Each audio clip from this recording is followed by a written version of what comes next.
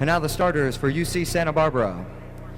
A 6'8" senior from Santa Barbara, California, number 14, Lee Nelson. A 6'4" junior from Fresno, California, number 13, Scott Drake. A 6'5" freshman from San Juan Capistrano, California, number 11, Todd Amati. A 6'5" senior from San Juan, Puerto Rico, number 10, Jose Gandara. A 6'3" sophomore from Manhattan Beach, California, number 7, Eric Fenoy Moana. And the captain of the Gauchos, a 5'11" senior from Newport Beach, California, number 4, John Wallace. The head coach for UC Santa Barbara is Ken Preston, and he is assisted by Larry Milliken. And now for IPFW.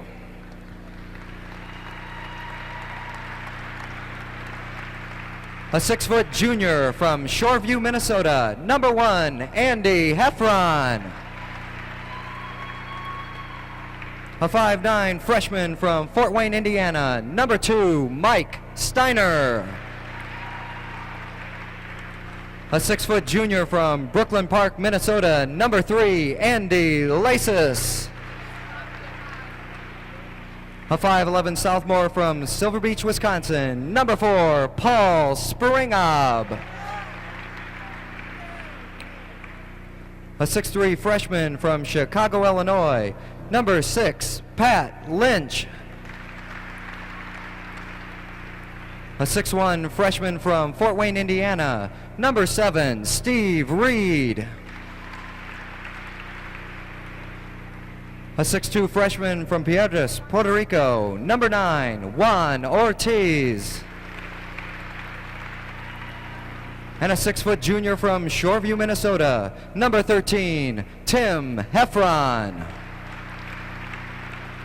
And now the starters for IPFW. A 6'4" sophomore from Brooklyn Park, Minnesota, number 5, Matt Lasis. A 6'3" sophomore from Minneapolis, Minnesota, number 8, Tom Junkie. A 6'2" senior from Dayton, Ohio, number 10, Keith Niergarter. A 6'4" sophomore from Belleville, Illinois, number 14, Tony Lunig. A 6'5" junior from Albuquerque, New Mexico, number 15, Fred Malcolm. And the captain of the Volleyball, a 6'4" senior from West Allis, Wisconsin, number 12, Jay Goldstein. Head coach of the Volleyball is Arnie Ball. He's assisted by Denny Johnson and Lisa Sheehan. The officials for tonight's championship match are Patty Salvatore and Dan Brandt.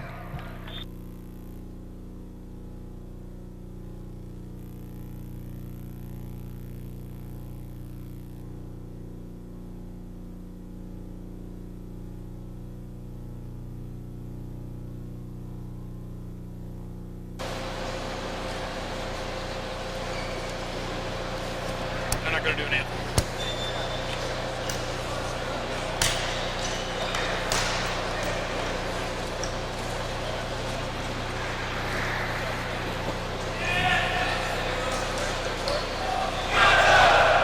Welcome back to the IPFW Athletic Center for the second half of this doubleheader volleyball action. The championship match of the IPFW Easter Classics. You met the players in the starting lineups. We're getting ready to go. I'm Dan Gephardt. With me is Dave Skelton.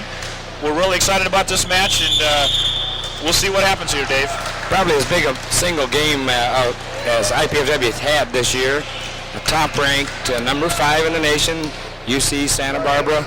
The Gauchos come in with an excellent volleyball team. And IPFW played very well last night, so we're looking for a repeat of last night's performance out of the Dons. Both teams are wearing white shirts here, so it'll be a little hard to pick them out.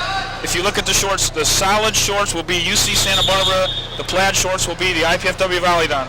Serving is number 7, Eric Moana for the UC Santa Barbara. We're off. And there's the start we're looking for the Volleyball. Kill by Tony Looning. Side out to the Volleyball. Back to serve is Matt Laces.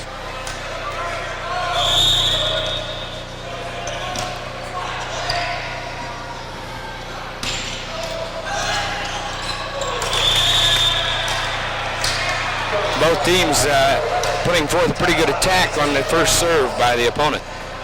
Back to serve, number 10, Jose Gondara from UC Santa Barbara.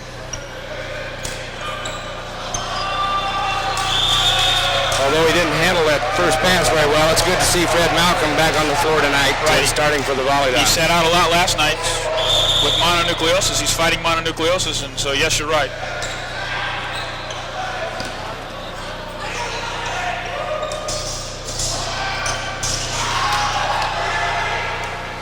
Santa Barbara stays alive on that play. Kill attempt by Fred Malcolm is out. Point to Santa Barbara. They go out to a 2-0 lead here early in the first game.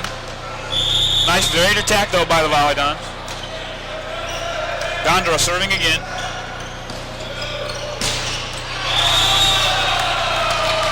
That one was close. Spike attempt out of bounds again. 3-0. IPFW may be just a little anxious here at the beginning of this match, but I think they're playing well. They'll get the ball down. Overpass by Fred, saved nicely by Keith Niergarten. And there we go. Little confusion on the Gaucho squad. That's an important point there, though, Dave. IPFW was not able to mount a very strong attack, but just keeping the ball in play oftentimes will result in a side out or right. Nice block. IPFW in the net. Side out to Santa Barbara. Serving number 13, Scott Drake for the Gauchos.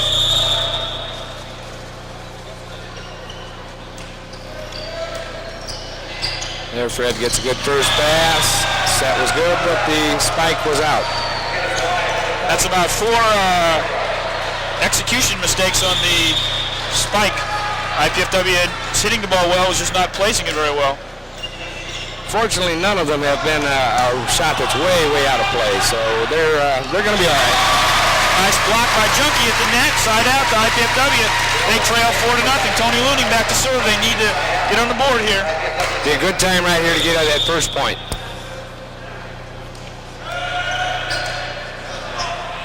Tony served the ball deep.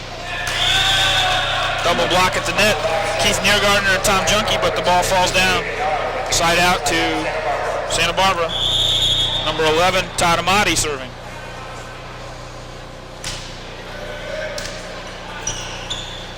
There we go. Nice middle attack by Tom Junkie. Nice set by Keith Niergarten. Side out, IPFW. Tom Junkie back to serve. And Tom seems to have picked up his play from last night right where he left off. Tom had probably a career night last night. He's playing very well again to start this game. Service air. And that's been the thing that's haunted IPFW all year long is those service airs. Lee Nelson serving for the Gauchos.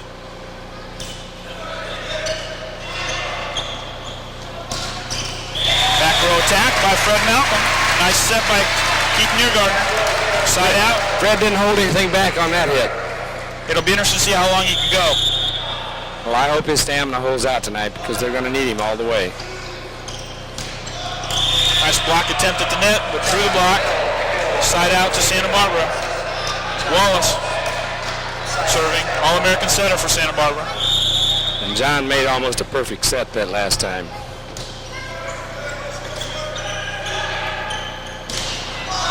Block out of bounds, side out to IPFW. To follow up your comment, Dave, I know that Ken Preston, the UC Santa Barbara coach, was quoted in the paper this morning as saying it doesn't matter where the pass is, John's going to make a good set, and that's been true with the action we've seen these last 2 nights. He is excellent. Again, he gets a perfect set. Number 10 went up, Jose Condora, and all he had to do was put it down straight on the floor. Both teams playing very good offensively, very few rallies.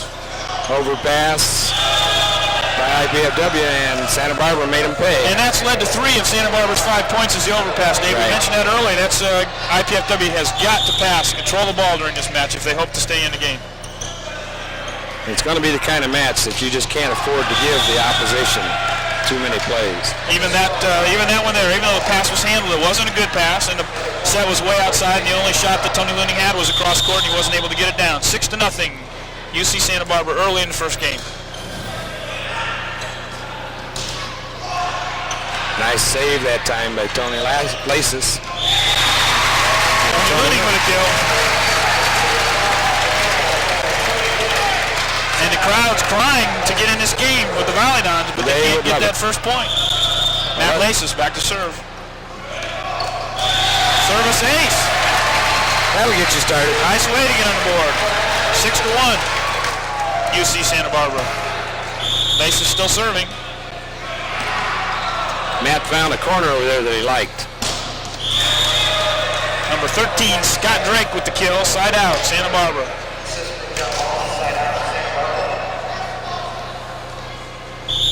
Hard to find fault with the passing and setting of Santa Barbara up to this point. Nice middle attack by Tom Junkin. You're right, Dave, that's true. And in fact, the serving by the Volleyball is going to have to be tough to make Santa Barbara work to get the ball to where they want it.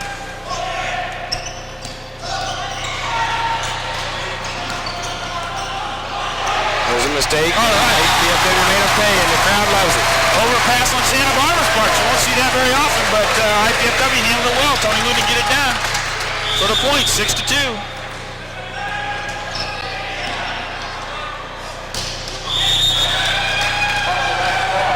Coach Arnie Ball wants number 11, Todd Amati, to handle the ball, a freshman. So far, he's done a pretty good job. 6-2, Santa Barbara. Number 13, Scott Drake serving. Santa Barbara ready that time for the surprise drop. And they hit the ball out of bounds. Side out to IPFW. Tony Looney back to serve. And another 2-point possession here, 2 or 3 point possession would be just the medicine IPFW needs, but they'll not get it that time. Santa Barbara's got about 4 strong hitters. They've got number 14, Lee Nelson, number 10, Jose Gondra, number 11, Todd Amati, and number 13, Scott Drake. Shank pass, service ace. Little trouble handling the pass that time. They're picking on Fred Malcolm, which is to be expected, I think. 7-2, Santa Barbara. Amati still serving.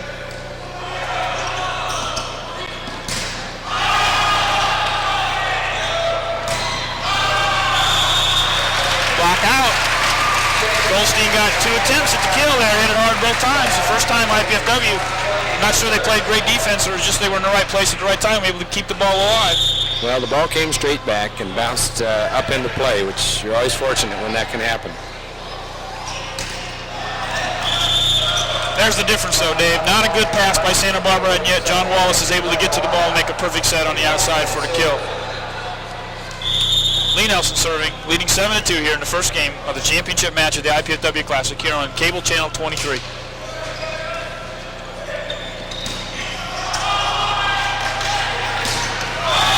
The blocking at this point in time for Santa Barbara is just outstanding. Well, I think they've picked on, they've decided they're going to block Goldstein no matter where he is, and it appears that every time he goes up for a kill, there's going to be somebody there.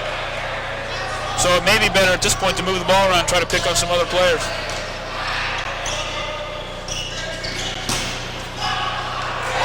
And that time Jay successful with the spike.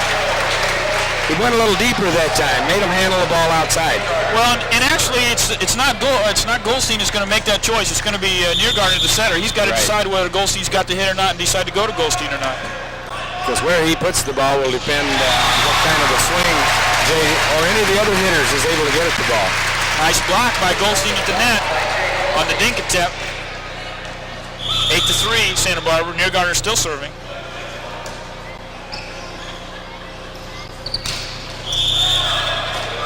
Gondra through the block from the side out. And John Wallace, the outstanding setter, now moves back to serve the ball.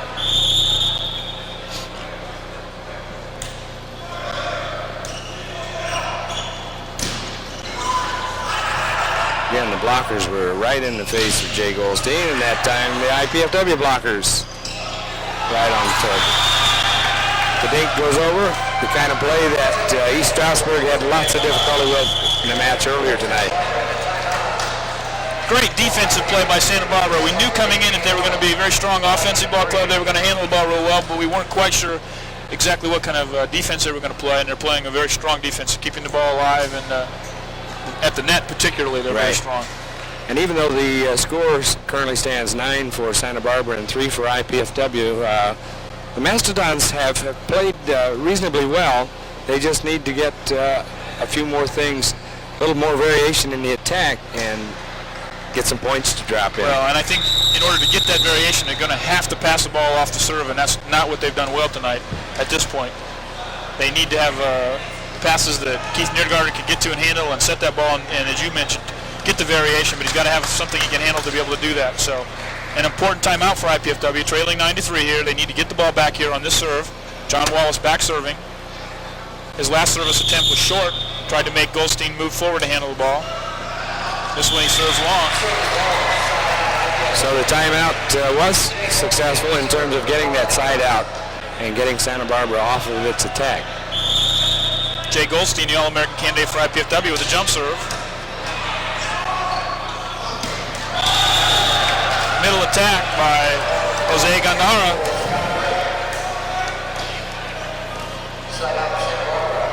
Eric Fuanamana. Again, not too many flaws in this Santa Barbara execution right now. Nice middle attack by Matt Laces. There it is, Dave. I think, again, Santa Barbara's going to put the blockers on Malcolm and Goldstein, the two known hitters, but Laces and Junkie are very strong hitters, too. They've got a lot of talent. Right now, the Santa Barbara Gauchos are coming in and just pounding that ball down the middle.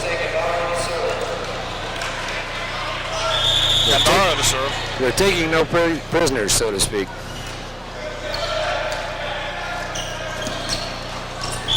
Nice middle attack again. IPFW's play has picked up a little bit here in the last 2 or 3 opportunities that they've had. Trailing 9-3 here in the first game of this championship match. Fred Malcolm serving. Nice serve. Nice block at the net by Looning and Junkie. Nice dig by Fred Malcolm. I think Santa Barbara saved us on that one, Dan. Outside the antenna, point IPFW. Nice well deserved, and the crowd enjoyed that, appreciated that performance. 9-4, IPFW is trailing here in the first game. That should give the Mastodons a little lift, Dan. They played well that time. Again, they're thwarting some of the efforts of Santa Barbara. And a second time. So 2 very well played rallies in a row. Well, IPFW very easily can get frustrated. They've done some blocking at the net, but Santa Barbara's just picked it up. But they haven't gotten frustrated. They haven't quit. They keep plugging away at it. They've moved the score to 9-5. Give them a little bit of impetus here. Fred Malcolm still serving. A 9-5 lead is not bad to overcome. Ball's out on a spike attempt by number 5 in the lineup. Cross Brinkbaumer from Munich, West Germany, 9-6. Another point or two by IPFW, and we may see a timeout going the other way. Nice kill by Lee Nelson. And Matt Laces did all he could do with that. He got a hand on it, popped it up, but it's too hard to control. Number 13, Scott Drake, back serving for Santa Barbara.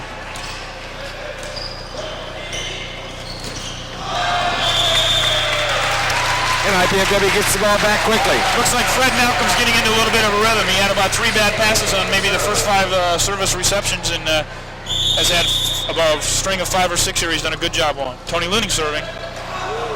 We're going to that outside right side of the court on the serves.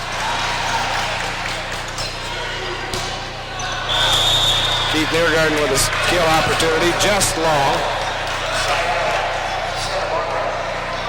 Well, that was a little bit different variation. We saw Jay Goldstein setting Keith Niergarten instead of vice versa, which is what usually happens.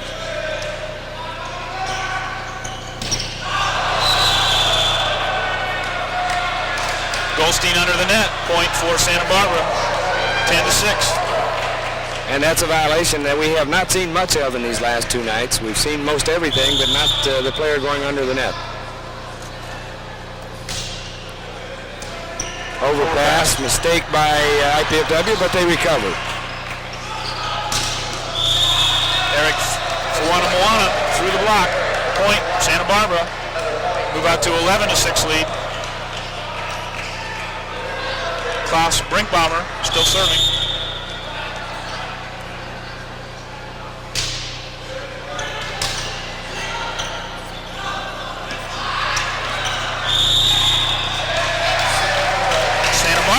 Side out to IPFW. Nice play to net by Tom Junkie. And one of the few mistakes that Santa Barbara has made in this match so far. Paul Springhoff in the lineup to serve and play back row defense for Tom Junkie. Junkie did a great job at the net. As we mentioned before, played a great match last night. He's getting some awfully valuable experience here in this weekend classic, and it will pay off later on, I'm sure. Block by Jay Goldstein. Good block.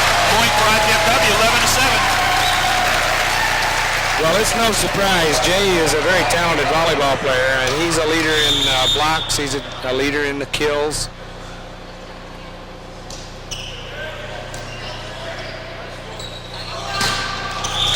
Nice kill. Nobody there for the block attempt. Jose Gandara having a strong performance here in game 1. Lee Nelson serving for the Gauchos.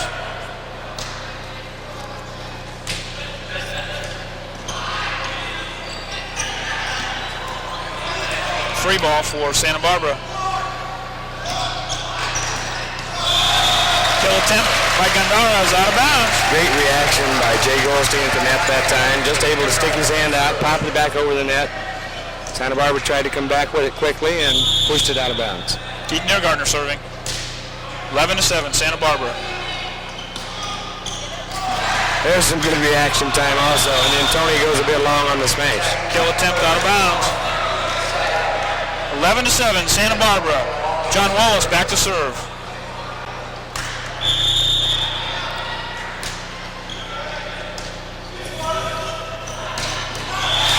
Kill attempt and good by Jay Goldstein. Cross court. Jay's on a roll. Now we'll see how he goes with the serve. Looked like he got the signal maybe to go with his jump serve. Santa Barbara is struggling with their rotation a little bit, and I've noticed a couple times now. IPFW in the net. Great defensive dig by Goldstein, but IPFW at the net plays in the net. They gotta watch that, Dave. Can't afford to play strong defensively and make those mistakes at the net. I think Tony Looning was caught that time leaning in the net. Fenoy Moana serving.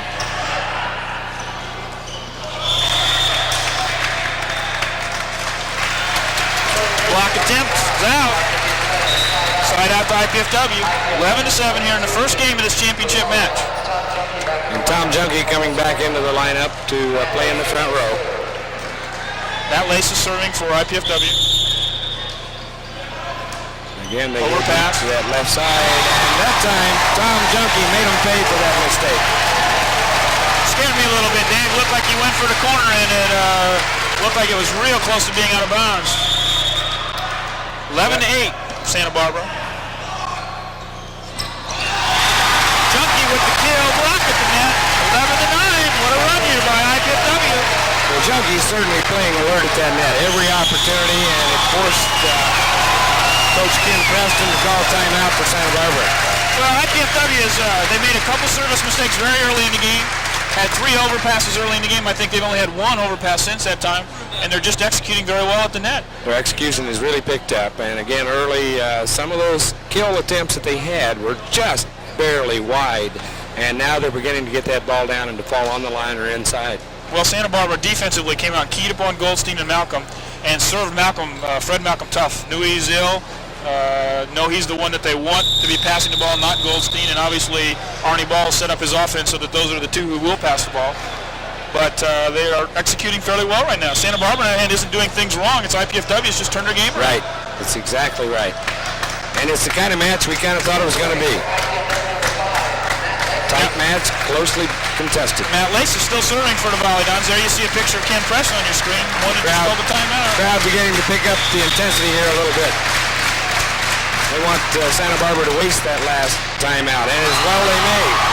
Excellent reaction by the Gauchos. Nice block at the net by Brinkbaumer. IPFW played fairly well there, but so did Santa Barbara for the side out. Yeah, the Dons had an opportunity for a free ball there and just didn't quite handle it the way they'd like to, I think. Tony Looning with the kill side out. Keith Niergartner is doing a very good job now of moving the ball around and not picking on one or two players, and Santa Barbara's not sure who to defend. Third Malcolm serving.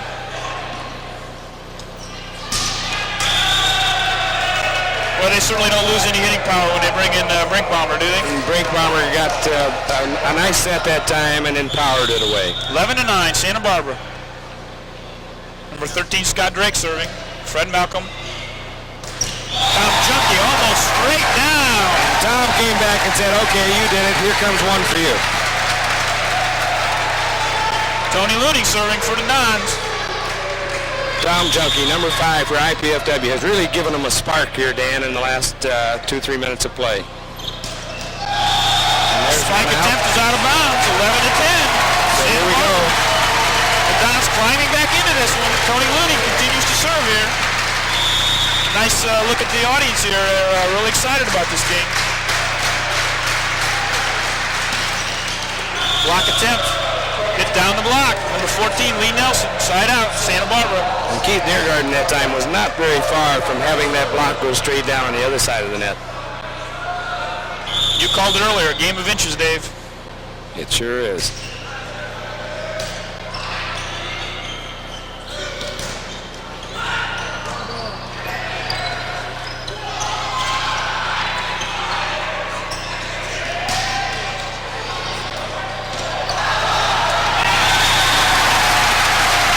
Great hit that time by J.D. Goldstein. Off balance, moving to his left, comebacks and smashes that ball to the right. Well, Santa Barbara made a good defensive play. They just couldn't control the ball. Hit it out of bounds. Junkie serving. 11-10, Santa Barbara. Off the top of the block, number 7, Eric Moana. Side out, Santa Barbara. Lee Nelson serving.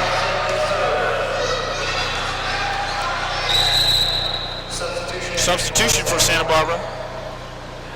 I think that's going to be number 12, Adam Unger, coming in to serve for Lee Nelson. And it looks like maybe John Wallace, the setter, is going out because, if I remember right from last night, Adam Unger also serves as a setter. Right, and in fact, that's a double substitution he's using there. I'm sure Unger's coming in to serve, but he's also going to play the setter position. So number 9 coming in for Wallace will be Dan Vorink. And Dan didn't see a lot of action last night, although he saw some. Second dink attempt kill by Eric Moana. Point to the Gauchos, 12-10. Still serving Adam Unger.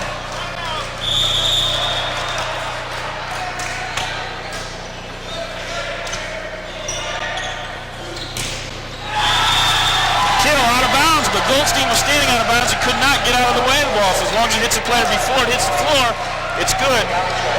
Gauchos go to 13-10 lead. IPFW calls a timeout. We might pass this information along, Dan, to the high school basketball fans at Market Square Arena down in Indianapolis. The championship game is in the third quarter of play with Lawrence North leading Kokomo by about 11 points. I was watching Arnie Ball during that timeout, Dave, and I think that he was a little frustrated with the setting choices there. Twice now they've gone to Goldstein with a double block on the outside, and that with a double block set up on the outside, it's got to leave somebody else either a one-on-one or at least a one-on-zero, and we chose not to go that way. So I'm sure that he talked to Keith Niergartner on that attempt there. And again, early on in this game, Santa Barbara was keying very much on Jay. Then when we got to some of the other hitters, they were able to put the ball down. Ball's long, served long by Adam Unger. So twice now the timeout has helped Arnie Ball. The Santa Barbara Gauchos have come in and serve long. Wallace comes back in the lineup. That's a strange move, leaving Ungren. Must be going to leave Ungren as a hitter and have Wallace serve. Or maybe go to a two-setter formation for a while, which gives them a little variation on their offensive attack. Good the dink that time, and Tom Junkie was ready for the dink. Jay Goldstein off the block, out of bounds, 13-11.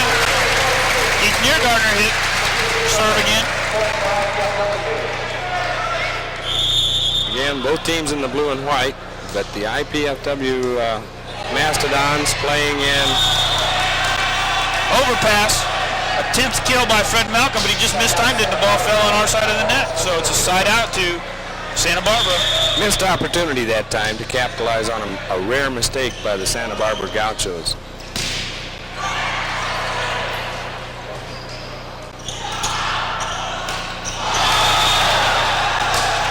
Jay Goldstein with an attempt to kill, can't get it over the net on a short set. 14-11, Santa Barbara. He wanted that one badly. Game one, match, game point.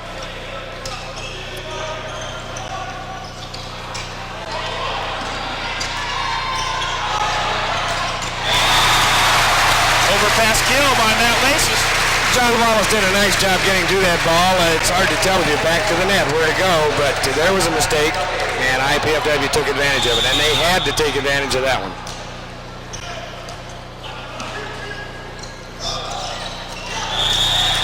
Jose Gandara gets the ball down for a side out for Santa Barbara, so they'll have our second game point attempt. Jose is a very active player up around that net.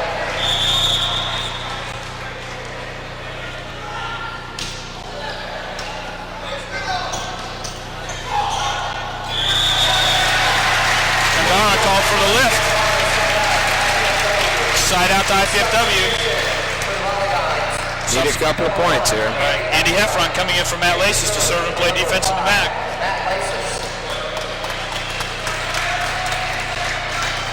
(14-11), Santa Barbara leads here in the first game.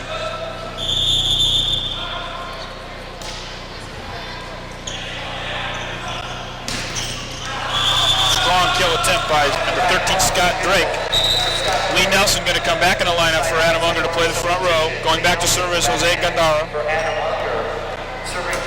And although we may not talk that much about Scott Drake, Scott is an outstanding volleyball player. He's sixth in the nation in terms of hitting percentage at that net, so he has talent. Well, I think he's overshadowed by Nelson and Gandara, but, you know, we've called his name an awful lot in the last 2 nights. That's right. Kill by Fred Malcolm for the side out. Malcolm back to serve. 14-11, Santa Barbara. Ball was not touched. Went off the top of the net.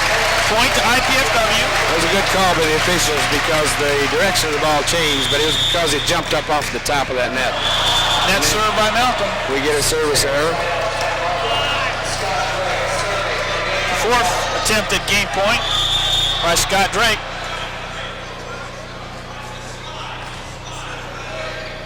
Gauchos are too good a team to keep giving them opportunity. Kill off the top of the block by Tony Looney. IPFW gets that ball back. Now they need a couple of points. That was a good choice by Keith Niergardner because they had the center all over the other opposite side of Tony, and Tony's obviously got a height advantage there, and he was able to hit it over the block. And there's a mistake if we can make them pay, but we didn't.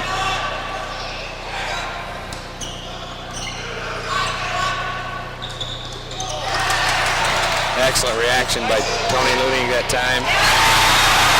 Jay gets the nice soft kill down, and so this match is nearly tied up. Well, Andy Heffron made that play. Tony Looney and Andy Heffron both made that play. Tony made a great dig. Andy was able to set the ball over his back to Jay, and Jay made a nice redirection to get the ball down. 14-13 here in this first game. IPFW calling back into it. And Kenny Preston deciding it's time for a timeout here by the Gauchos to not let Ball State.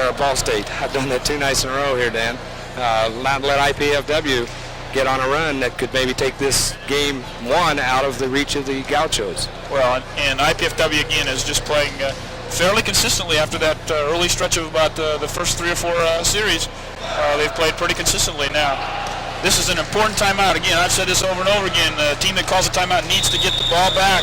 And if IPFW can keep Santa Barbara from getting the side out and score a point here, then the momentum has certainly shifted their way. And the first essential coming up is that Tony Looning get this serve in play. The crowd back in the ball game. Nice serve. It was deep, not real easy to handle, and we have the serve, but the block is out. Goldstein with the block, but it was out of bounds. 14-13. Plus Brinkbaumer back to serve. The 5th attempt at game point. IPFW ready to receive serve.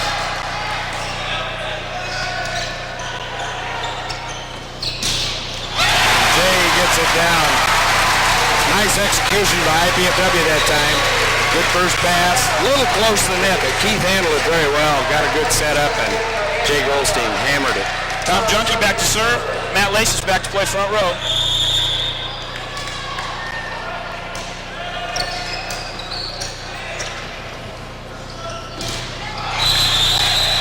In the net, IPFW.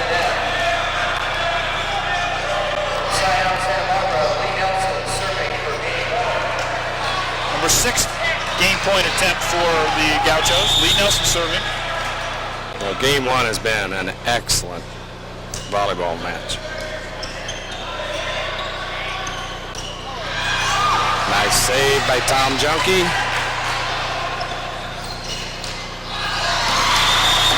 Ball's down, game point. And that time the IPFW defense had come up, made some nice plays. Everybody ran back to get in position, and the ball dropped in the middle. But it was a good effort, excellent game. I think this match is a long way from being over. Well, that last point was almost anticlimactic, Dave, after some of the points we'd seen scored in the side outs. But that's right. You know, again, that's a great way for Santa Barbara to get started. Win that first game would have been nice for IPFW to get it. But I think on the positive side, IPFW fell behind and climbed back into that game, and have got to feel good about some of the things they did there, and know that they can compete with this Santa Barbara team. And they seem to get over those early game jitters where the execution wasn't bad, but just not quite what they'd like to get to put some pressure on Santa Barbara. But they came back, and that was an excellent first game. And I think we're going to see 2, 3, 4 more maybe. Well, I think one thing I think that IPFW is missing, and that is the hitting attack of Fred Malcolm. I'm sure he's been called on to pass the ball a lot, but he really has not had very many kill attempts, and that's not very indicative of his team. He and Jay Goldstein by far lead in kill attempts, and particularly from the back row, they need Fred to attack, and we just haven't been able to set him, I assume, because of his illness, and they're trying to stay away from those attempts. And Fred was not able to get any rest at all in game 1 in terms of getting any time to sit on the bench and catch his breath. And he'll probably need that before the night's over. But I expect it's going to be an awful difficult to find a time to get him out of the lineup. Although IPFW last night had to be pleased with some of the substitution roles. One, Ortiz came in, played a great match. Juan played very well. Andy Heffron came in, Paul Springhoff came in, all those guys. But the problem you do there is you give up a lot of height, and obviously Fred's very, very strong from the back row, and we don't really have a player of his caliber to come in and take over that back row attack. And Juan's strength last night seemed to be more of the hitting power and at the net and in the front row. Adequate job in the back row, but Ball State, as they showed in the taking that first match tonight over East Stroudsburg, their play tonight much better than last night. And here we see these two teams, both of whom played well last night, but they're playing well again tonight. Well, we're almost ready to start game 2 here. IPFW trails 1-0 here in the championship match of the IPFW Classic here on Cable Channel 23, your IPFW Sports Connection. IPFW will start serving in this game, I believe, right? I think so. Santa Barbara had the first game, so an alternating serve. IPFW coming out with the same starting lineup, Dan, and it looks like Santa Barbara likewise.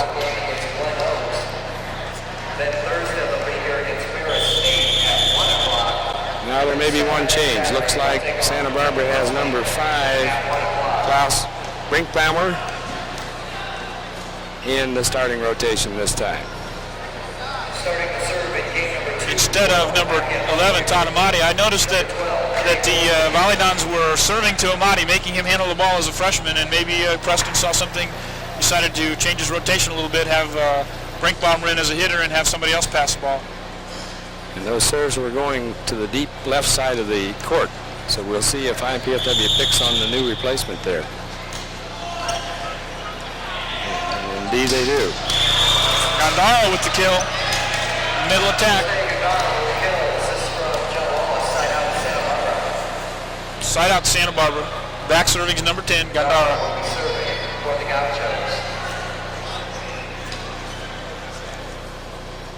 Nice warm spring evening here tonight at the IPFW Athletic Center. Fairly nice crowd. I'm sure it didn't take these players long to work up a sweat, so when they go to the floor tonight, there'll be a little mopping up to do afterwards. Service is long, out. IPFW serving. Nice serve by Laces. Nice dig attempt by Laces, but he can't keep it in play. Off the brink bomber kill. Scott Drake back to serve for Santa Barbara. Game one, Santa Barbara was able to get those first 4 or 5 points, get just a little bit of a lead on on IPFW. Fred's still having a little problem with his passing, and he overpassed the ball. Brink Bomber was able to block it down. 1-0. I'd mentioned earlier the need for a slam dunk, and it almost looked that time like Brink Bomber took that ball and pushed it down. Looning off the block, out of bounds. Side out to IPFW. Fred Malcolm back to serve. Be nice to get a little bit of a lead here, Dave, for the Volleyball. They need to get back in the scoring here with Lee Nelson. The Gauchos getting a commanding lead.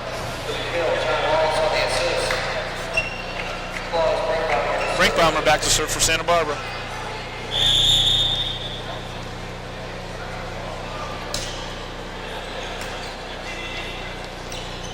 Klaus is a young junior from West Germany. Overpass on defense for the kill. But for one of the few times tonight, IPFW was able to get and dig that dink across the net so that it at least didn't drop in. But now they've got to get to it and return it with some pressure on it. Excellent short drop serve. You could see that one coming, Dave. Brink Bomber had been back all the way in the red to serve before and moved up to the line, so he's obviously attempting to place the ball, and he's going to try to keep it short there. IPFW's got to react. Trailing 3-0 here in the second game of the IPFW Easter Classic. Klaus's play so far is making Coach Preston's start for him here in this game 2 look awfully good.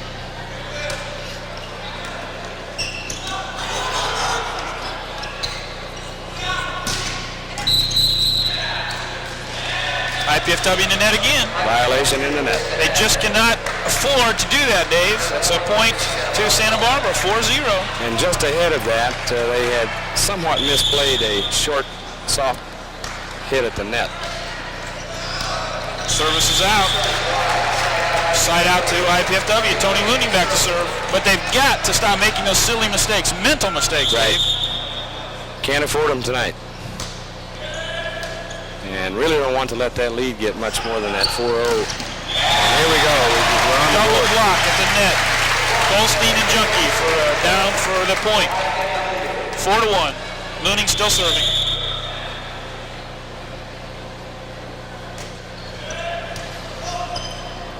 IPFW staying with their serve going to the left side of the court on the defensive left side.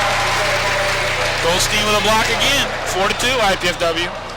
But they're always climbing out of a hole, Dave. They're never on top. Well, let's see if they can't maybe in this game sustain some scoring drives.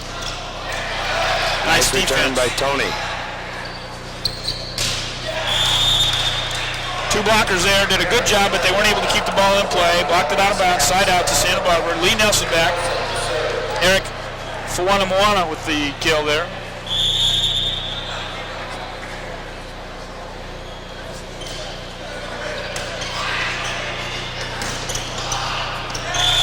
Block is out of bounds, side out to IPFW. Good decision that time by Matt Laces, that ball coming right at him, and that's a tough play to get out of the way. Tom Junkie back to serve.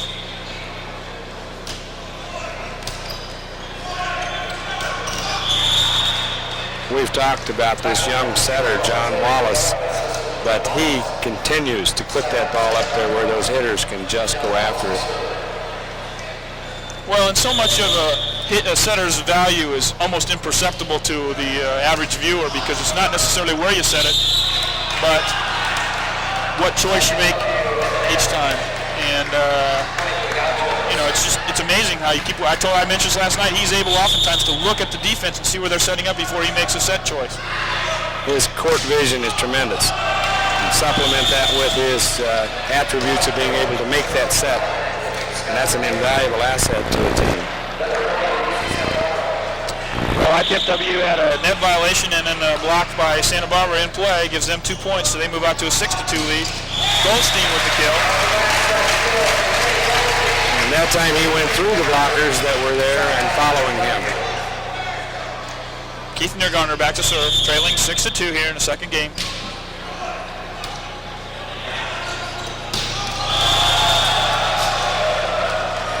That's one of those plays where you'd have to say Santa Barbara was a little fortunate. They had a bit of an overpass. Their setter, again, John Wallace, I think it was John, able to save that ball on this side of the net, keep it up so that a hitter could get a full swing. Eric Fuanamoana back to serve.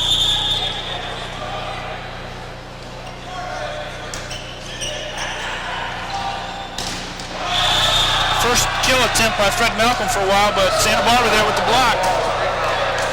Straight down, 7-2, Santa Barbara. And again, I think that block was by Klaus Brinkbaumer, and Klaus playing an excellent game here in Game 2 for the Gauchos. Santa Barbara's taking over at the net, Dave. They are. Their blocking is making it exceptionally tough for IPFW to get any momentum going. But again, I think it's a set choice. In fact, as we look across there, we see that Arnie Ball's is only talking to setter Keith Niergartner, and that's oftentimes that setter is so important in the decision he makes, and it makes the hitter look bad oftentimes, but it's not necessarily the hitter's fault. What option do you have often when the setter puts the ball there and you got two blockers in front of you? And Keith may have to just intentionally go to other hitters than those that Santa Barbara might expect to be getting the serve for 2 or 3 times just to get the variation there, and so that Santa Barbara can't just time after time concentrate on 1 or 2 hitters.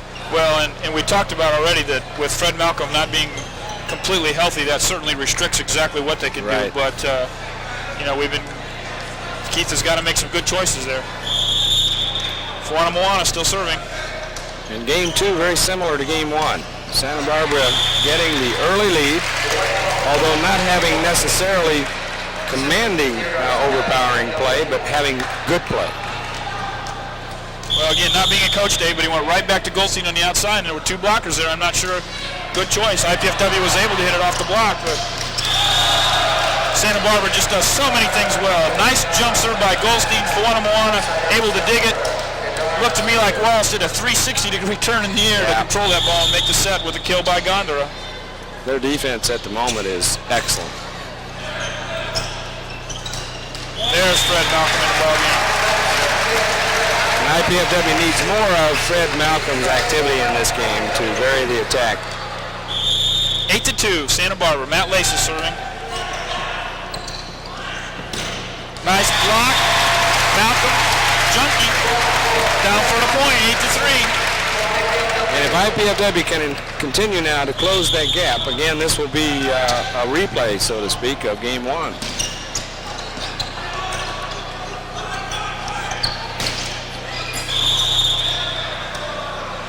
It's almost as if, Dave, that the Santa Barbara players, after they make the spike attempts, come down under control so that if indeed there is a block, they can at least react to it. Oftentimes our players don't come down under control and they can't react very quickly to a block. Well, they may be off balance and hard to get back to where they can, first of all, find the ball, and then secondly, get a good hit.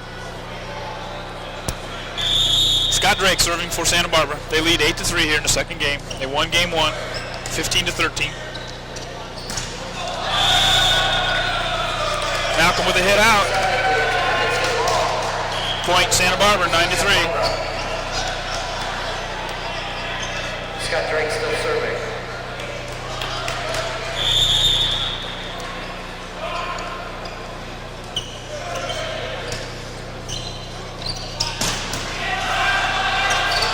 Just a great return by Santa Barbara.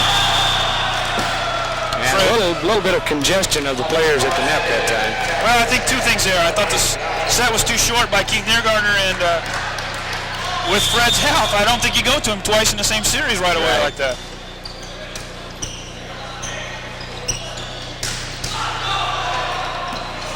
And that's two pretty good kills IPFW's had the last two possessions, and both of them come right back at them. And then there's a number 3, but it's out of play. You have to keep going back at them. See how long they can get those exceptional returns. Malcolm back to serve, trailing 10-3 here in this game. They've lost their consistency a little bit. But if they can get a couple points, close that gap.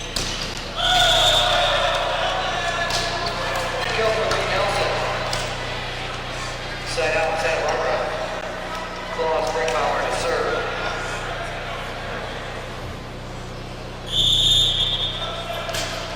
Santa Barbara playing very consistently right now. Brinkbaumer with a service ace, though.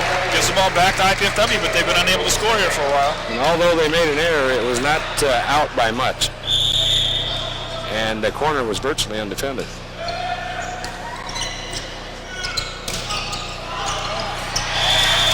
I don't know, Dave, if you got a chance to look at Wallace that time, but he snuck a quick look across the net to see where the defense was setting up before he set that ball. Young man has a terrific court sense. 10-4, IPFW trailing. Tony Looning serving.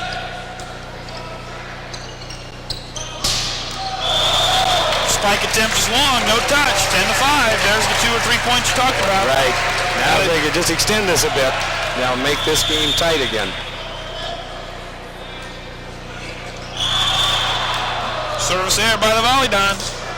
Trying to serve tough, but you can't afford those. Double substitution for Santa Barbara. Same substitution they made in the first game, bringing in Unger for the big man to serve, and Dan Verink to come in to play the front row for Wallace. And subbing at about the same time in game 2 as they did in game 1. Service is long. I'm sure Preston's just frustrated by that. Substitution for IPFW. Yeah, Adam Unger wanted to do anything but have a service error on that first possession. That forces Preston is to bring Verink right back out and bring Wallace back in, so Verink has used his substitution. And he can't take Wallace out again. Paul Springhoff into the lineup for IPFW.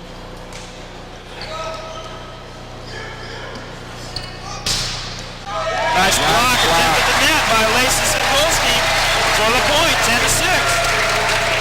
IPFW digs themselves a hole and then tries to get out of it both of his first 2 games.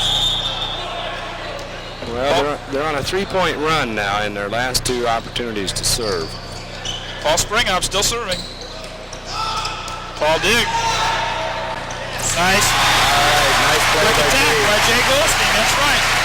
He put a little variation into the attack. The blockers can't get ready when it's the second hit, and he can quickly dump it over. With Amati out of the lineup, and now he's coming back in for Fuana Moana. IPFW had been serving at Fuana Moana, so maybe Preston's now going to see if that sitting down of Amati is going to help him a little bit. Although he does not have him in a passing position. He's put Drake in the passing position. When they want the point or the side out, who do they go to, Dave? Yeah, Eric is there, isn't he? But IPFW has, again, closed that gap to where this is a tight match now. 10-7. Side out here, get it back with a couple more points. Very similar to game 1. John Wallace serving. Short serve. Fred handles it well. Nice selection by Keith Niergartner. Gave it to Goldstein on the outside with only one blocker over there. That's a nice choice. He went deep from the side where he was setting.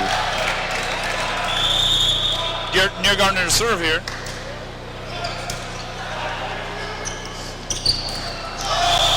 Hit the antenna on the spike attempt. Point for IPFW, 10-8. The crowd is crying to get back into this ballgame. I think in about another point, they'll get pretty active. Nice serve by Niergartner. Number 13, Scott Drake through the block. Side out. IPFW into the net for a violation. So in either case, they were going to lose that scoring opportunity.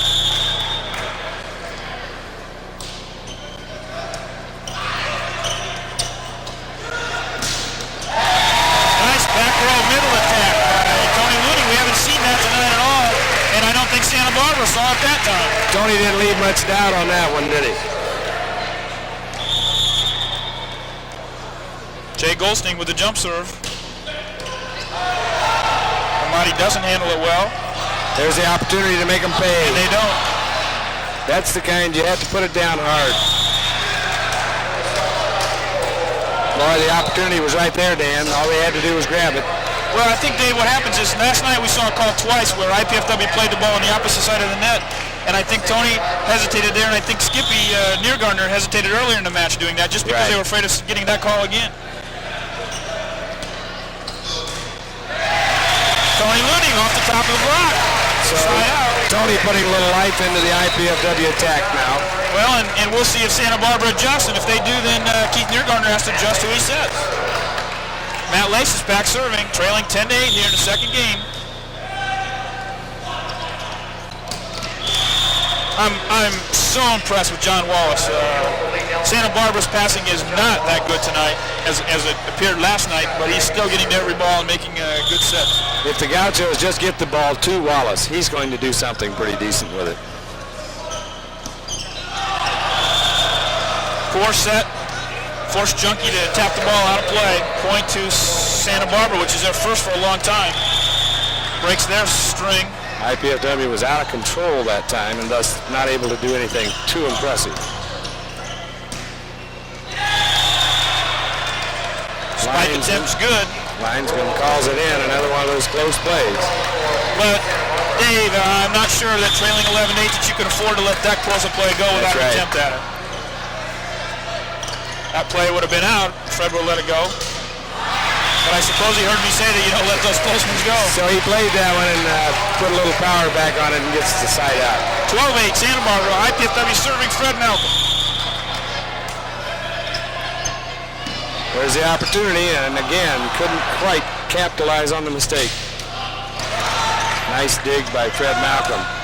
Fred comes right back with the kill.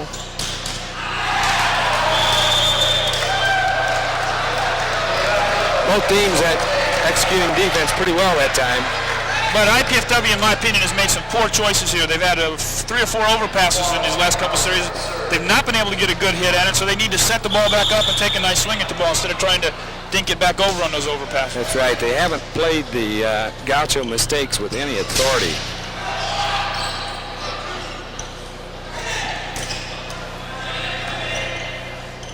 And the Gauchos are a very alert defensive team.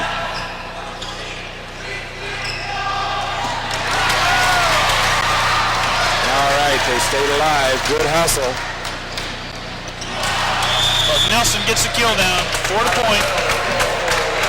13-8, Santa Barbara. And Nelson's going strong to that right side of the court. And although IPFW is able to get a hand on it, not able to control it.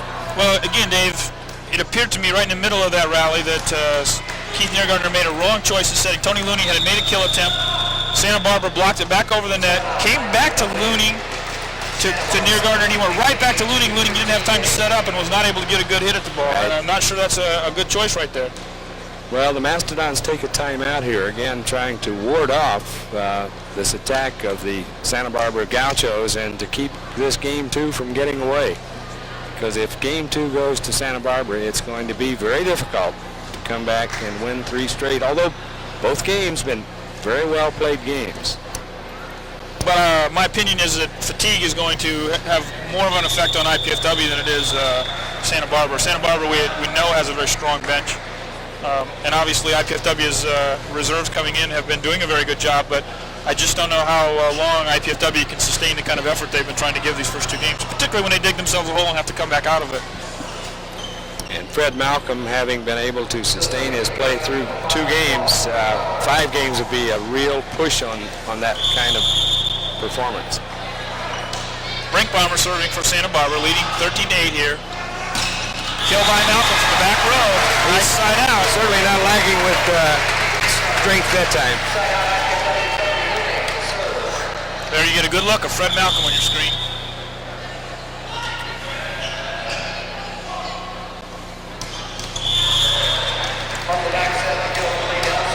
Santa Barbara able to, time after time, come back and just keep that extensive pressure on Nelson to serve, leading 13-8.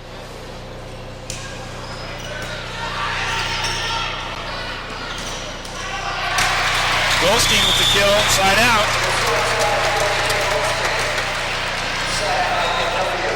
Tom Junkie now back to serve, and Tom hoping to get a string going for IPFW.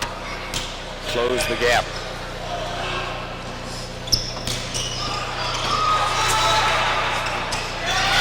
Nice play that time. A combination of three men that deserve a part of that point. 13-9. Tony's hustle kept the ball alive. Jay had a set, and I believe Matt got the Matt got the kill. Tom Junkie back to serve.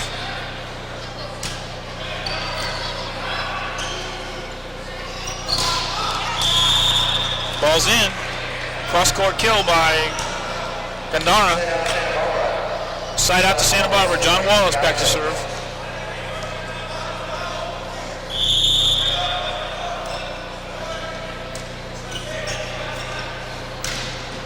Back row kill by Fred Malcolm. And Fred's last two opportunities have been real strong play. Keith Neergartner back.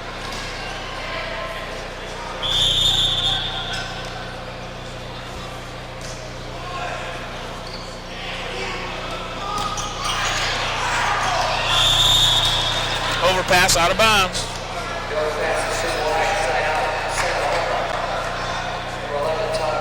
Tadamati back to serve for Santa Barbara, leading 13-9 here in the second game.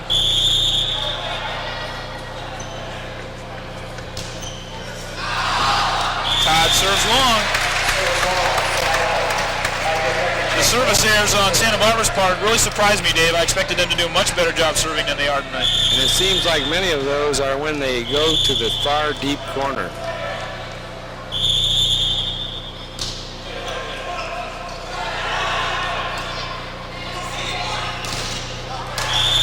Brink bomber off the block, out of bounds. Side out to Santa Barbara. Jose Gondara serving. John Wallace for the Gauchos doing a little coaching on the floor there, wanting his players to remember their responsibilities. That was an interesting no call. It appeared to me that the Santa Barbara Gauchos hit that ball and ticked it just before IPFW had a chance to set the it. ball, and that's an illegal play if indeed they had. The point, though, moves Santa Barbara out to 14-9 lead here in the second game.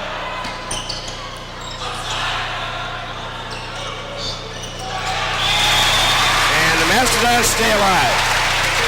Now they very much need to put some additional points on the board.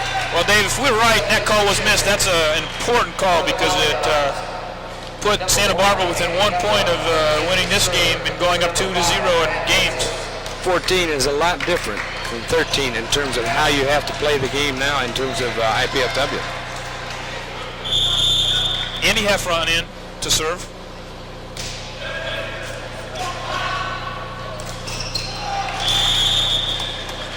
Nelson off the short set.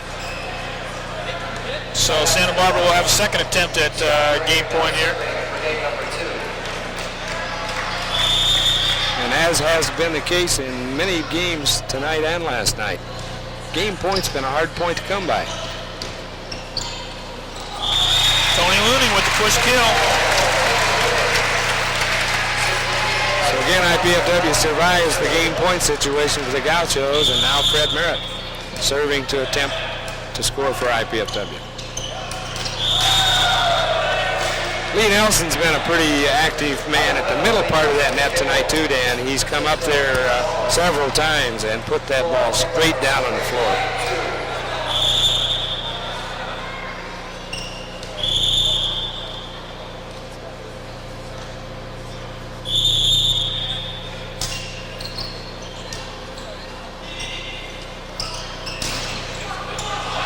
That's game point for the Gauchos. So game two goes to Santa Barbara, 15-9. They lead this match 2-0, and it's going to be tough now, as you mentioned, for IPFW to get back in the ballgame. It's going to be tough, but the Mastodons have played reasonably well in stretches, and probably more than anything else, it's been the excellent play of Santa Barbara that just has not let the opposition get in and to get some serious contention for the games. They get an early lead, play well to get the game started.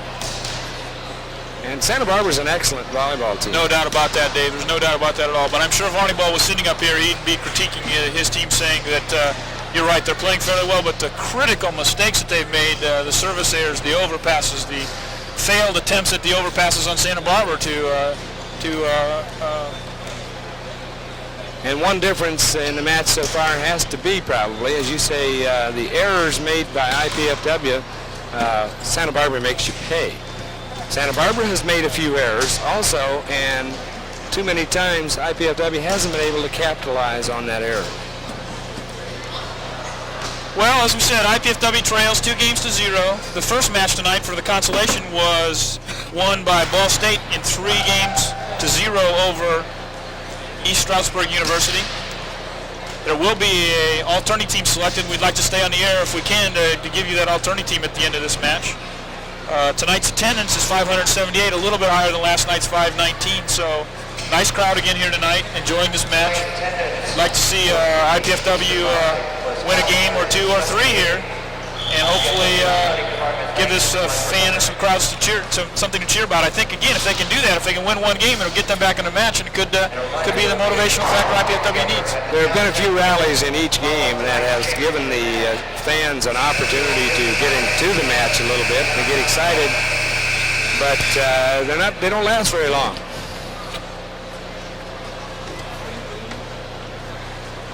Now we're getting ready to start game 3 here.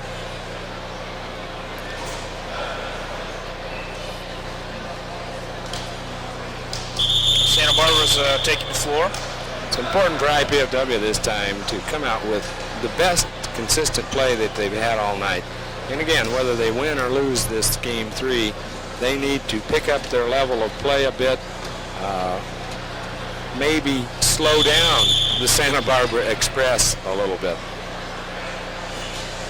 Dave, last night we passed on 2 baseball scores for IPFW, and they lost a doubleheader at Indianapolis yesterday in very close games. Today, they split a doubleheader with Bellarmine College, losing the first one 10-9 in extra innings, and winning the second game. I don't have a score, but I know they did win this, so they at least split the doubleheader today. Second game, I think the score that I heard was 9-5. So they're playing pretty well. It was a beautiful afternoon. I had an opportunity to go out and watch a little bit of that doubleheader. IPFW was a little disappointed. They really felt like they should have won both games. Santa Barbara serving, Todd Amati. Back row attack by Jay Goldstein. The kill attempt is long. Point to Santa Barbara. That's exactly what we talked about. They got to come right out. They can't afford to give up that early first point or two. No, they've got to come back now and slow Santa Barbara down. Nice cross-court kill by Matt Laces. Lee Nelson took a long look at that. Wasn't sure it was in, but Lauren Gebert, the linesman, called it good immediately. Need a score here, Dan. Even if it's a lucky one. Need a score.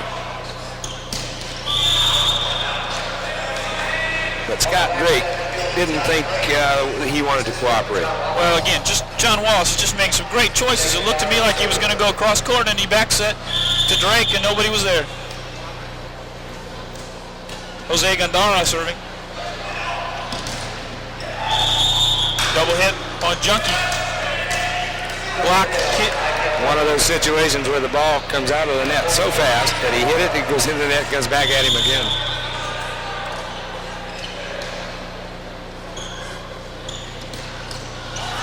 Nice dig by Gondara.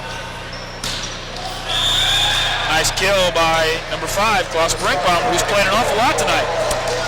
Santa Barbara's defense has been very good because IPFW's had some good execution and some good hits. And you look up and there's Santa Barbara playing the ball. 3-0 Santa Barbara, and they're serving. Tony Liddy with the kill out of bounds. Able to return.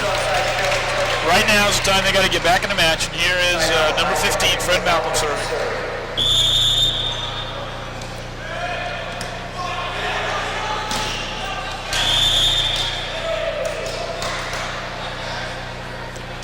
kill.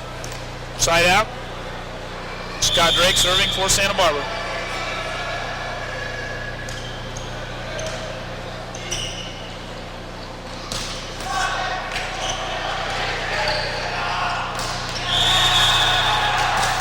Poor setting choice, Dave. Yeah, again, it was a different choice was needed that time. High school score I see here, Dave. Lawrence North is leading 72-55 late in that game for the state championship. Lawrence North has had an excellent season, but they have an outstanding team. You think a 7-footer might be all you need, but they have much more than that. Tony Looning with that kill for the side out. Tony Looning jump serve net. 4-0, Santa Barbara leading here in the third game, leading 2 games to 0. They want to put it away. IPFW wants to win and stay alive here in this championship match. You mentioned the state high school basketball championship game. Another interesting side note to that game. I think it's the first time that there has been a father-son combination. Jimmy Rail from Kokomo, who played years ago in the state finals for Kokomo, and his son is a member of that team today.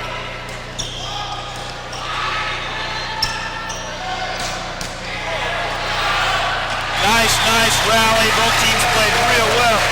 Santa Barbara played some great defense. They really did. Give IPFW credit. They kept coming back and kept that pressure on until they got a point. That can be so disheartening when the other team's digging the ball so well, but IPFW didn't quit there. Tom Junkie back to serve, trailing 4-0. Service air. Cannot afford that at this point in the match.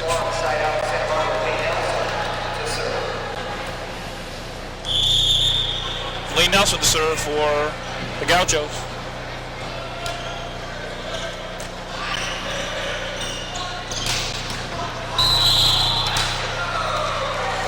Santa Barbara in the net. First or second net mistake they've made tonight that I've seen. Well, they make so few that there's not enough that you can remember them all.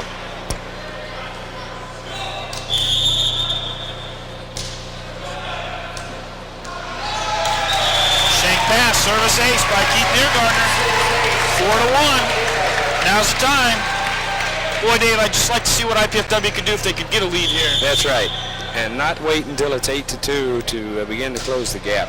Need to jump on top of them once and see how they play. And there's a good defensive play.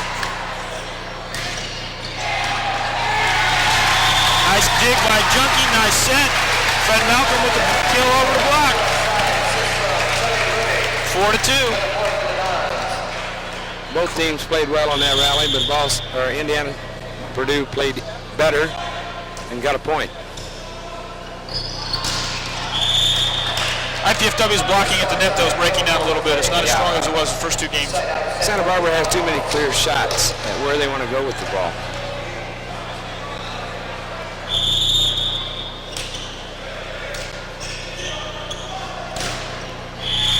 Goldstein through the block. Side out.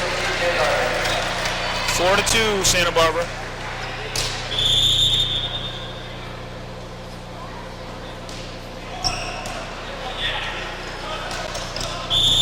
Kill's good by Gandara in the middle. And Lawrence North, Dan, did win the state championship. 74-57 over Kokomo. Tadamati back to serve.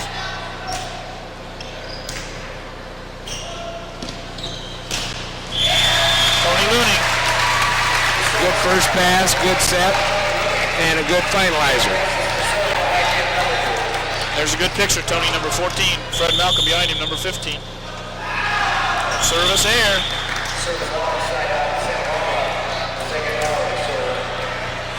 Well, those service errors will really haunt you throughout the course of an evening because it keeps you from getting any kind of opportunity to even extend a scoring streak.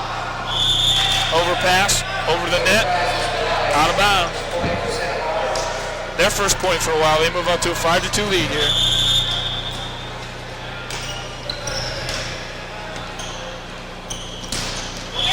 Fred Malcolm back with a strong play.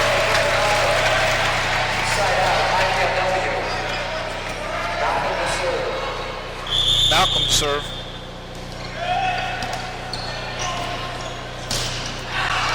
Nice block attempt by Junkie, but it's out of bounds. Side out. Scott Drake to serve for the Gauchos.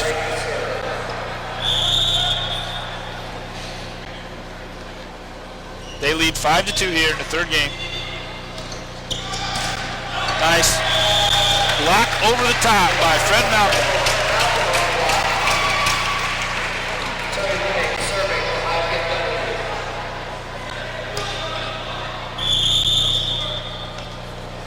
Looney back to serve.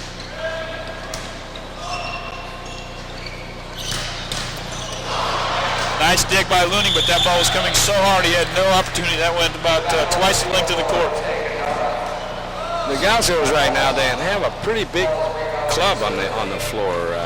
5 of their 6 players. The only exception being John Wallace, and John doesn't need to be very tall to be valuable to this club. They're a big club, Dave. Doesn't matter what team they put on the floor. They're pretty big. Right. You take a look over there at their substitute standing over beside the bench. You get an idea how big a front line they can put up there. Yeah, they can make 2 or 3 substitutions, and you wouldn't notice a difference in size. I think Keith Neergardner made another poor choice there. Tried to get the quick attack, and Wallace was there for the block. Point for Santa Barbara, 6-2. Brink Bomber serving.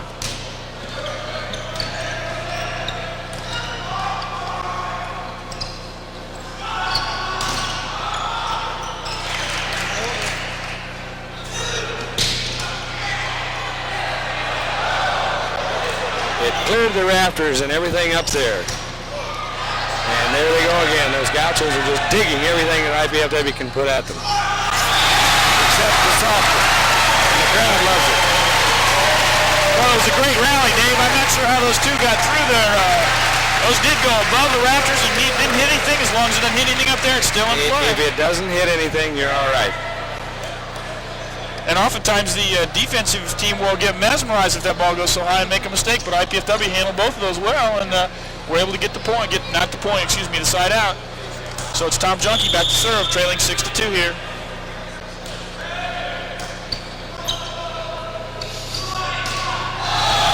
Ball did not make it over the net, so it's a point for IPFW, 6-3. You see that happen a lot of times, and sometimes it's interpreted to be a hit, and other times it didn't clear.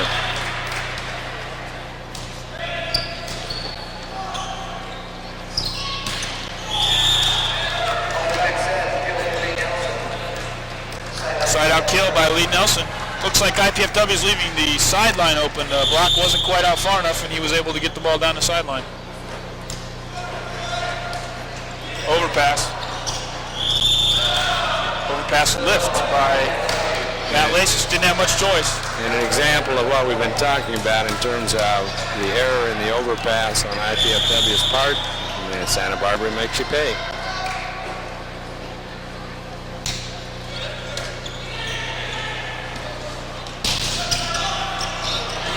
Good hit by IPFW, but Santa Barbara returns it.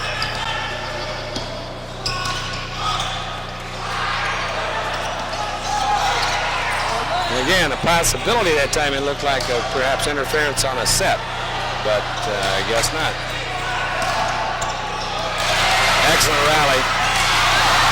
IPFW needs to win this one, and this place will erupt.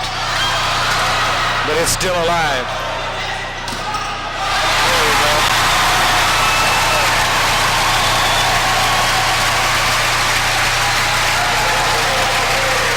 Maybe the rally of the tourney so far. Well, it's what the fans have been waiting for, what you and I have been waiting for, and I think what the Mastodons have been waiting for. I They think need they to have. win that point. If they would have lost that one, that just would have been a devastating rally to lose.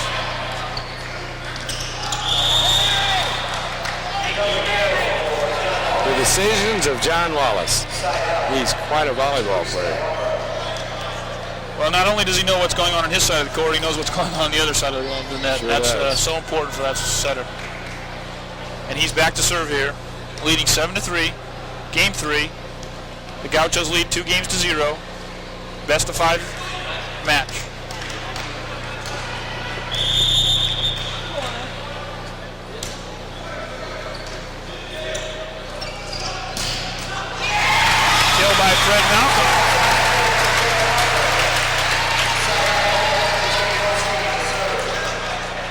good play by the Mastodons right now, and they need to sustain this now for quite a while.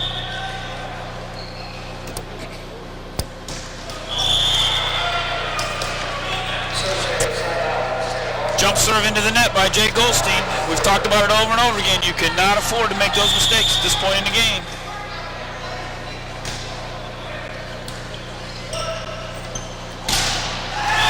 Block at the net by Jose Gandara. Point for Santa Barbara, 8-3. You have a net serve, and then you have a block off the kill attempt, and it's a what a swing, Dave.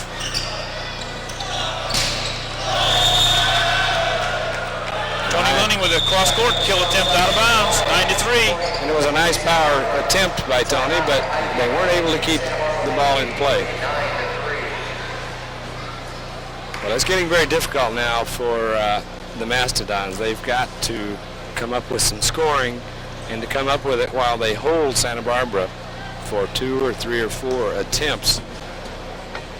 Because otherwise, being down 2 games to none and 6 points down in this match, they need a string now.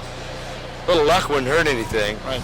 But, you know, we can sit up here and say we're playing very competitively with Santa Barbara, but you know, you saw a picture of Arnie Ball talking to Tony Looning there. You know that Arnie and that team are not going to be happy just going out of here saying we were competitive. That's right. To win. This is what they waited for. You mentioned yesterday you'd had a discussion with him in the afternoon, and he really wanted to play the Santa Barbara Ball Club, and he's had an opportunity to, but I'm sure he's going to walk away from here disappointed unless they come out here with a win. Todd Amati serving for Santa Barbara. They lead 9-3 here in what could be the deciding game.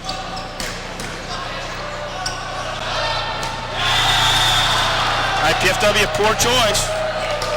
Looks like there was a lot of spin on that ball, Dan, and it came down and landed on the line. Chose to let it fall, but again, Dave, we talked about that before.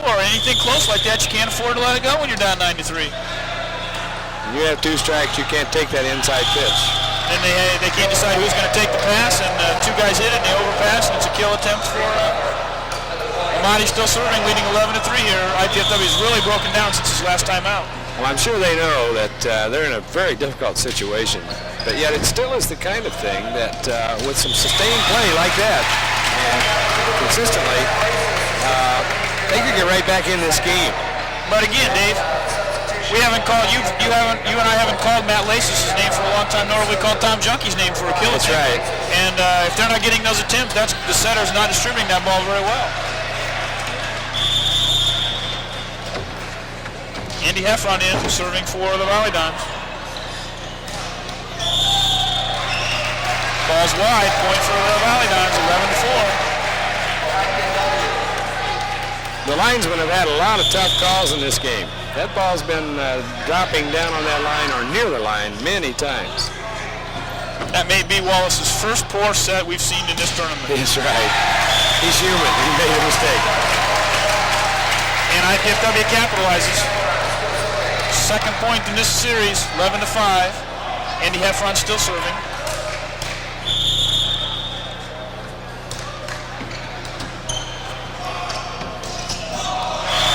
Kill attempt by Gandara's long. Similar pattern in all 3 of these games, Dan. The Gauchos get the early lead. IPFW hangs in, starts closing the gap. Now let's see if they can do it.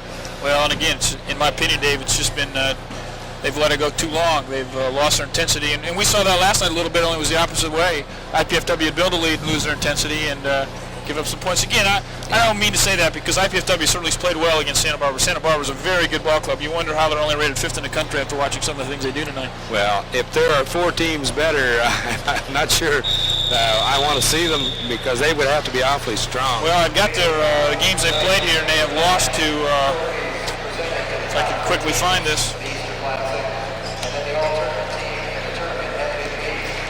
Well, the one thing for sure, Santa Barbara has a definite experience factor because being in the finals of the NCAA playoffs here at the Coliseum last spring, and with several of those players back, they were going to be a powerhouse to be contended with this year. Well, they've lost twice to UCLA and twice to Stanford, the number 1 and 2 teams in the country, so that's 4 of their losses right there. So Nice kill by Fred Malcolm, and IPFW able to come out after Santa Barbara's timeout and get the point. Stayed alive, good reaction. Now they go up to it and missed the opportunity. And Wallace played it great again. That ball almost looked like it was going to be an overpass, and he was able to make a perfect set. But IPFW able to make a run there, moved it to 11-7 here in the third game. Need to get the ball back right now. Jose Gandara will be serving for the Gauchos. John Wallace certainly has to be a candidate to be considered for MVP of this tournament.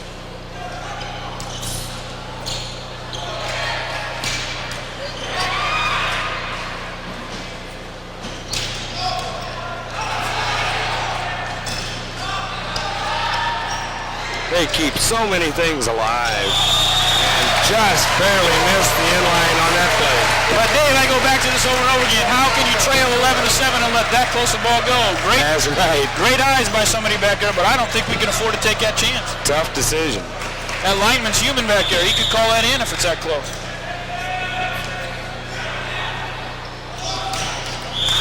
Well, there wasn't any doubt about that one.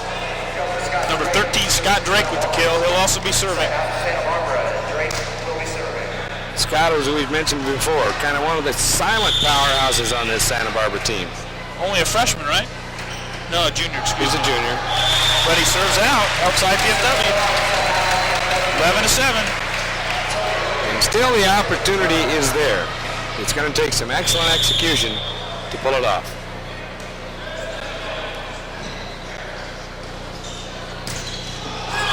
Ball would have been out had Tony been able to get out of the way. Unfortunate break that time because that ball was right at Tony. He knew it was going out, but just couldn't get out of the way. I think he also knew he couldn't return it. Klaus Brink bomber back to serve. They lead 11-7.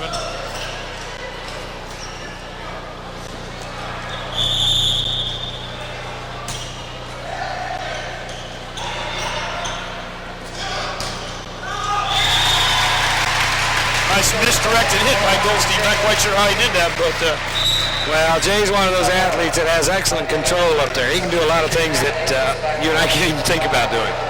Matt Lace is back in to play the front row. Tom Junkie back to serve. Real important here. Tom's had a little trouble serving last night and tonight. It's important he gets his ball in. He does. The crowd would like to get excited again, Dan. Once again, for the back row, Jose Gandara, assistant John Wallace. Double substitution. Tony Looning looking like he may have bumped that knee on the floor. Tony, one of those volleyball players that doesn't go with a knee pad. And there aren't very many of those, Dave. No. Number 15 into the lineup, Jason Meehan for Santa Barbara, and he'll be back to serve.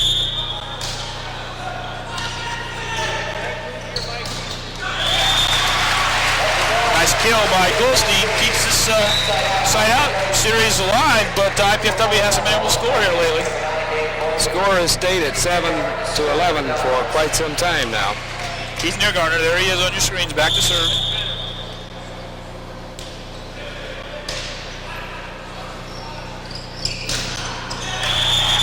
Number 11, Todd Amati through the block. Side out to Santa Barbara. Number 4, John Wallace back to serve. Todd Amati also a very solid performer. In fact, the entire Gaucho team is impressive, Dan. Few weaknesses, few errors. Fred Malcolm really playing well, Dave. Yes, it took him a little while to warm up, and we were concerned about his health, but he certainly is hitting the ball hard tonight.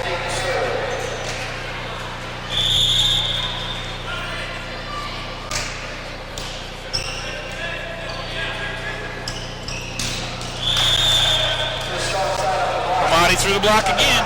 I had heard that Gandara was one of the hardest hitters in the collegiate game, but I think Fred's is hitting equally as hard as he is tonight. Well, they've got a whole team that's anybody out there is dangerous.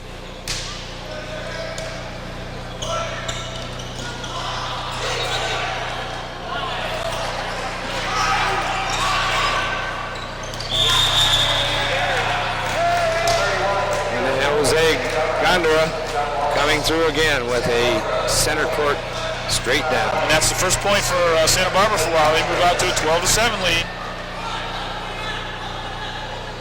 IPFW able to make little chunks every once in a while, but not enough to get over the top.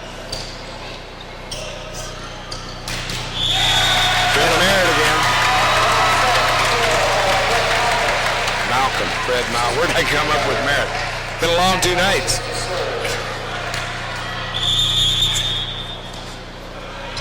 Friend of my son's is Fred Merritt. That must be where I came up with it. IPFW looking a little fatigued now, not being able to make the extra effort to get balls out of the net. Yeah, even if they should be able to come back and win this game 3, they're going to have to run to the filling station for another tank of gas. Number 10, Jose Gandara serving.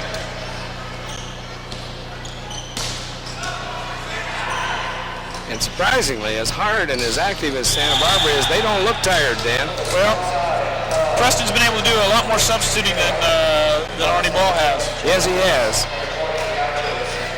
In fact, we have not seen Eric Moana this whole third game, and he had played all of last night and played most of the first 2 games. That's right. And Eric's an outstanding player for them. So we're at 13-7 in game 3, and at, again, one of those critical stretches for IPFW. But the Gauchos have just not had many weaknesses tonight. No lapses, it seems. Everybody on the court able to give you a difficult shot back for you to handle. Well, and again, we can't say it enough. The setter makes this team, and he's got some great people to get the ball to, but it's his job to get it there, and he does. He just does a great. I'm amazed. He's run all over the court. I've seen him set from the back line. I've seen him set from underneath the net. I've seen him set from out of bounds. Almost every single one of his sets have been exactly where the hitters needed to hit the ball. Yeah, John Wallace has made a lot of people look good tonight.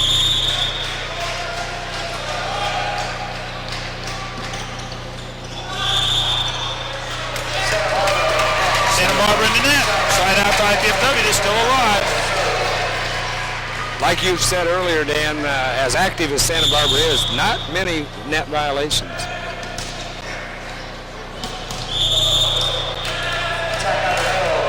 And they're able to attack at will in the middle almost. We have seen very little blocking on IPFW's part from the middle of the court. Scott Drake back to serve, leading 13-7 here in game 3.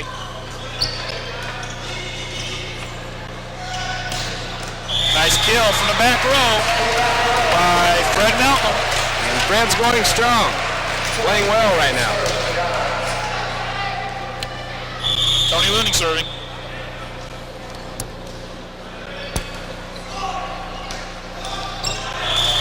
John Wallace, another good choice. Fred Malcolm reacting about as well as you can react to that play. Got a hand on it, but it popped off to the side rather than up in the air. Klaus Brinkbaumer back to serve.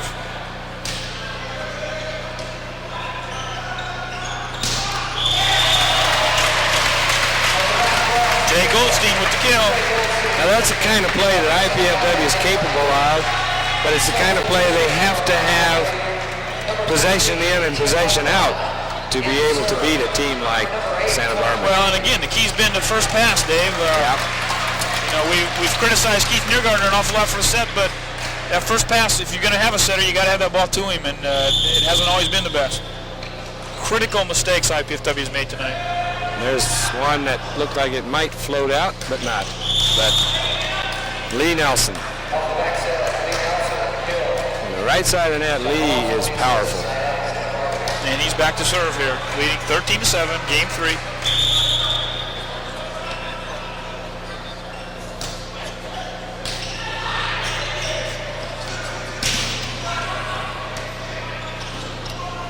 Pretty good execution by the Mastodons, but they couldn't pull it off.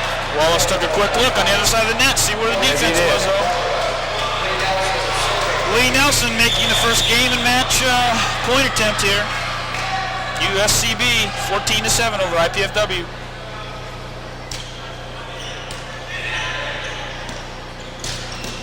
Fred Malcolm keeps IPFW alive, though.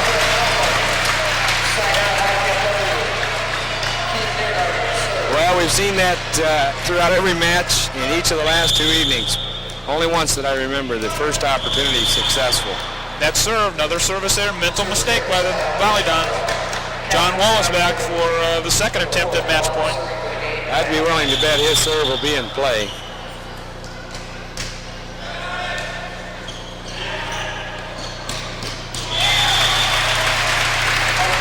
Jay Goldstein with the kill keeps IPFW's hopes alive. Side out. Goldstein back to serve. Well, IPFW needs something that they haven't had all night, and that's a run of points. 2 or 3 has probably been the longest run.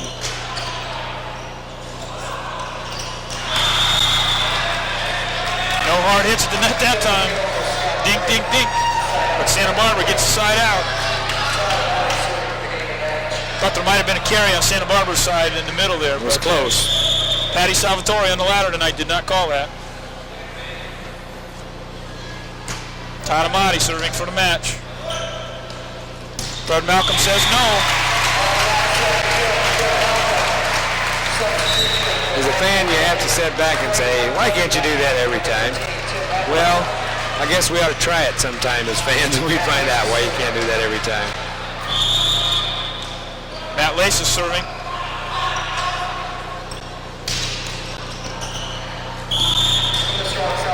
Klaus Brinkbaumer with the kill.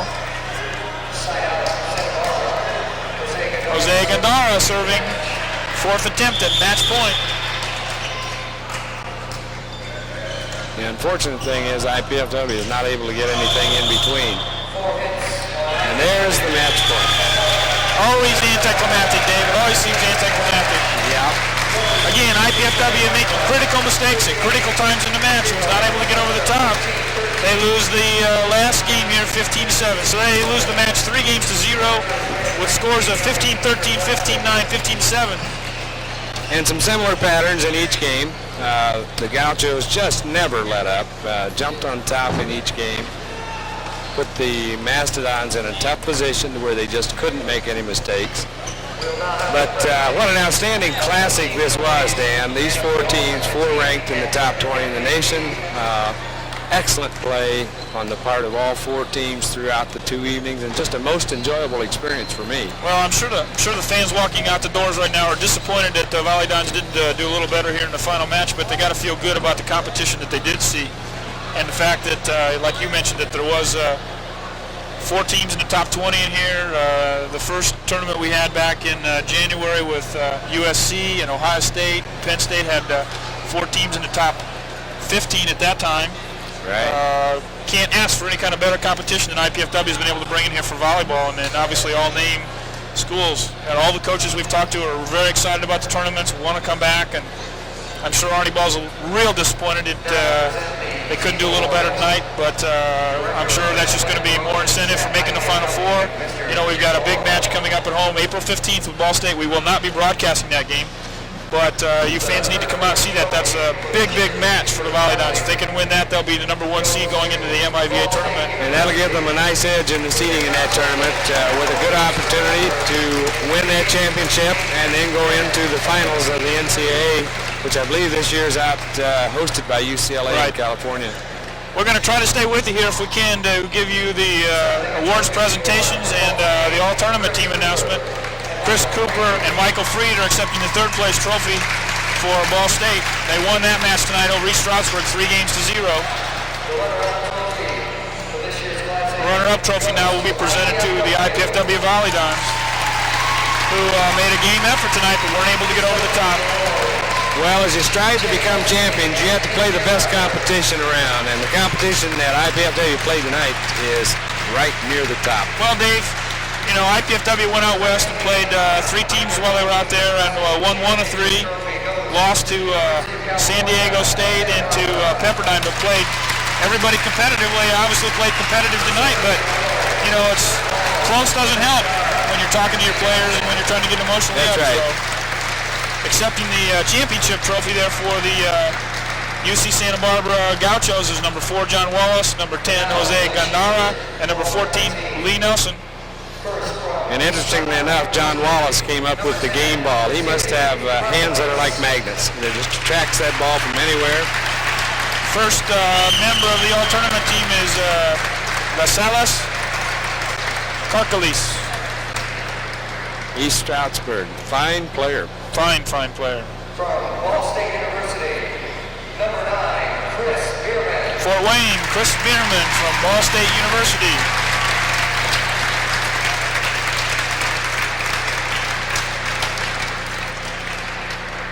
Be a difficult task to pick an all-tournament team here.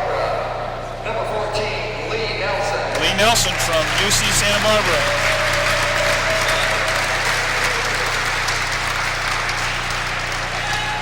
Big guy like that, and his players, teammates make him go for the low fives. Jay Goldstein from the Volleyball. Jay played a good tournament, as did a number of the Volleyball. That's right. Good, solid performance. UC Santa Barbara, number 10, Jose Gandara.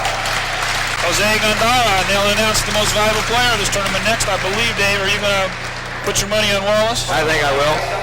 Number 14, Tony Luning. Tony Luning made the all-tournament team. They will then announce the most valuable player here in a moment. So the Volleyball had 2 players on the all-tournament team. Easter Classic most valuable player goes to UC Santa Barbara's captain, number 4, John Wallace. No surprise. Well deserved. Well deserved. Outstanding performance by this young man. Congratulations to UC Santa Barbara, the champions of the 1989 IPFW Easter Classic. Well, a great tournament, Dave, and as I said, disappointed that we didn't do a little bit better, but I think we got to be heartened by the fact that we're certainly able to compete with all these teams in the top 20. The next coaches poll will come out in middle of next week, and we certainly hope to move up. I'm not sure exactly how we'll do. We lost to Ball State earlier in the week, and that'll appear on the records, coming back with a win at East Stroudsburg, losing to Santa Barbara, as did Ball State last night, and they're the ones in the Midwest we're competing with for national rankings, so I'm not quite sure how those rankings will come out. But again, a great tournament, great competition, great, just everybody involved with this tournament really enjoyed it, I think. Well, I think Coach Ball and the Mastodons will obviously, tonight's over. They'll look at this, see what they can learn from it. But there's a lot of great opportunities laying ahead of us. You mentioned the April 15th match with Ball State here, then the MIVA tournament, and with a little luck here and there and some good things happening, could be some NCAA finals in our future. Well, and that will basically be decided the weekend of April 21st and 22nd in the match over at Ohio State. That's where the MIVA tournament is held, and the winner of that tournament will get the automatic bid from the Midwest. And again, the big match coming up on April 15th at home is the Ball State Cardinals will come in here. And right now that's who we'll be competing with for the number 1 seed, which is a bye in that MIVA tournament. And it would certainly be advantageous to go over there with a bye to play at Ohio State and only have to win 1 match for the tournament championship. It sure would. Well, fans, we're going to sign off here. We appreciate you joining us here on Cable Channel 23 or IPFW Sports Connection. Tonight's championship match won by Santa Barbara over IPFW 3-0, and the consolation match won by Ball State 3-0 over East Stroudsburg. This is Dan Gephardt and Dave Skelton. Thank you for joining us.